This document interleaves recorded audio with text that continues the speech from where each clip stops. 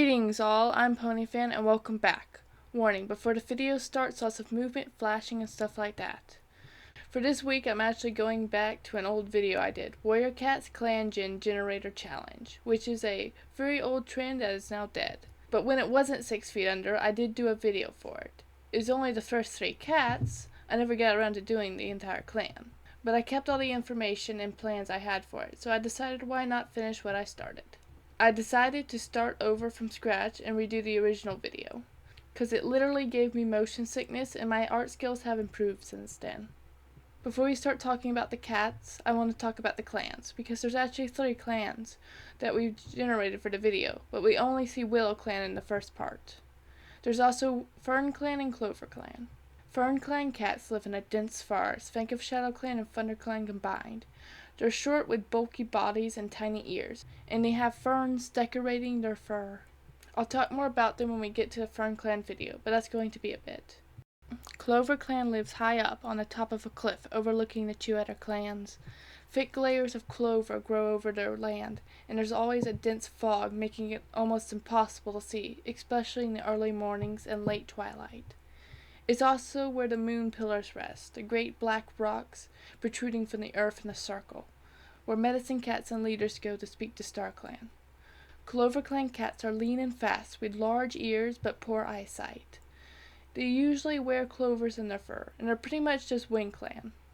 Willow Clan territory is across the river beneath the cliff of Clover Clan, separated from Fern Clan by the same river. Their land is thrush and green, but always a little wet. There aren't many trees except for the great willow that grows in the center of the territory where the camp's located. There is a small forest at the very edge of their territory, along with a farm, but the Willow Clan cats try to avoid it. Willow Clan has been known to be very lax with the rules, having many half-clan cats and non-clan born cats. I'm hoping to turn this into a comic, but that's a pretty big project, so I'll have to see what happens with it. So now that you know about the clans, let's talk about the cats. First off is Gorse, leader of Willow Clan. She's a red she-cat with black spots and yellow eyes that favors her Clover Clan dad in body shape. Her mom is Storm and her sister is Campion Briar. She has a deep love for kits, always wanting some of her own, but unfortunately her leader status forbids it, so instead she turns the longing into protecting her clan, which kind of makes her a mother hen to all the cats around her, always checking in on everybody and bringing gifts to the kits in the nursery, and giving advice to the apprentices whether they're hers or not. She's also had the most apprentices out of all the warriors. When she was little, even though nobody said it, she could tell everybody judged her for being half-clan, which did affect her a lot, but as she grew and became a fierce warrior and a strong and compassionate leader, it stopped affecting her, and now the few times it's brought up by the other clans in a bad light, she just ignores it, while her own clanmates have gotten protective whenever it's brought up, ready to fight whoever dares says a bad thing about their leader. That's a brief overview of Gorse. If you had any trouble understanding what I said, go to the description and you can find it there, along with the other cats in this video's backstory. Now that we've talked about the character, let's talk about the art.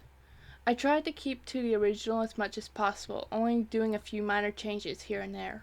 I also love how the side profile turned out. It's so cute, but the front-facing profile not so much. It just looks kind of off to me.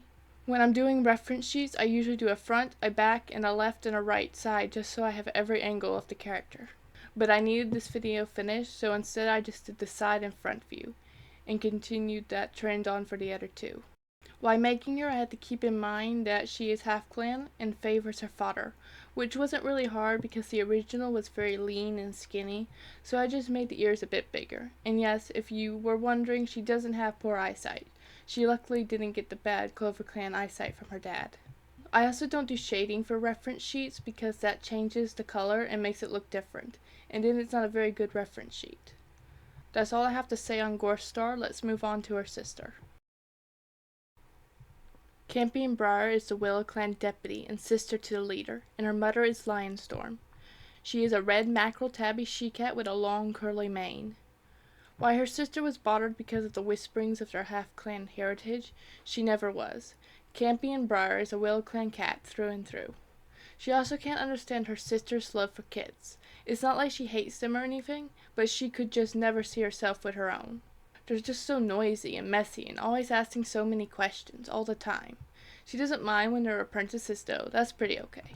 So no, she can never see herself with kids or even a mate, even though she could certainly have one.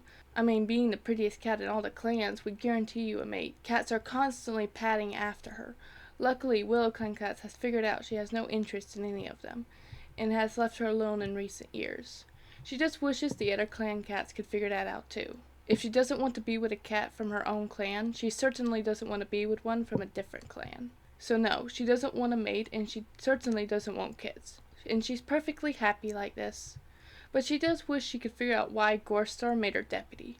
Why she doesn't mind the role, Campion Briar certainly can imagine being leader one day. Well, that's Campion Briar. How about we talk about the art now? While I did try to keep close to the original design, I did make her a mackerel tabby instead of just a tabby.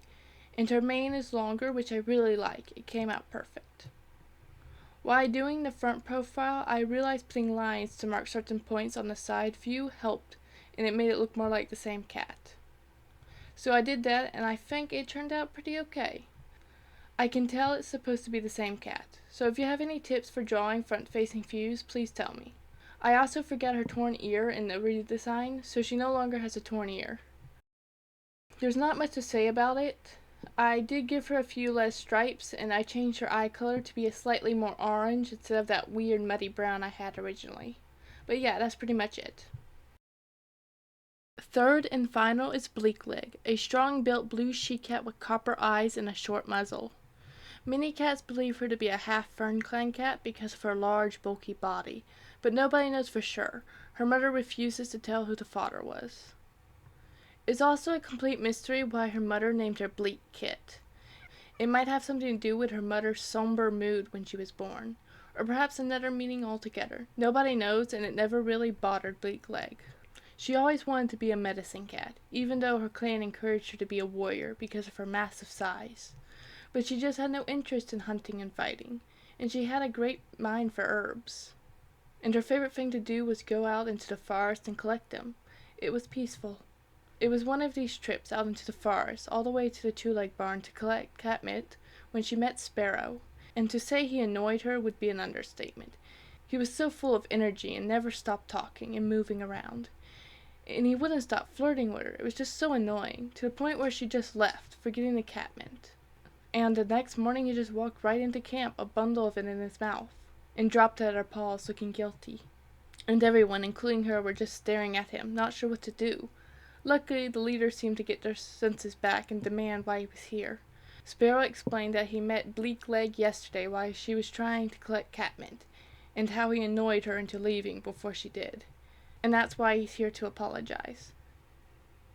Bleakleg wouldn't understand for a few moons later, but that was the moment she fell in love with him. Okay, that's all you're going to get for her story. You're going to have to wait and see if I make the comics. She actually changed the most from her original art. Why she keeps the same color palette, I made her much bulkier and kind of just love it. It was a bit of an accident. I was trying to make her muzzle look kind of flat, and it just turned into looking like a lioness, which gave me a lot of inspiration for her backstory, so I'm very happy with the choice, or the mistake. You can see it either way. I also removed the pink flowers from her headpiece, because I figured I would just continuously forget them whenever I drew her in a comic, and that's stuff I have to keep in mind, just little details on the characters that I'll forget to add. But that's pretty much it. I don't have a lot to say about her. If you want to see some of the other characters, don't forget to like and subscribe. And if you're interested in gaming videos, go check out my second channel, Ponyfan Gaming. There will be a link in the description. Until next time, this is Ponyfan saying bye.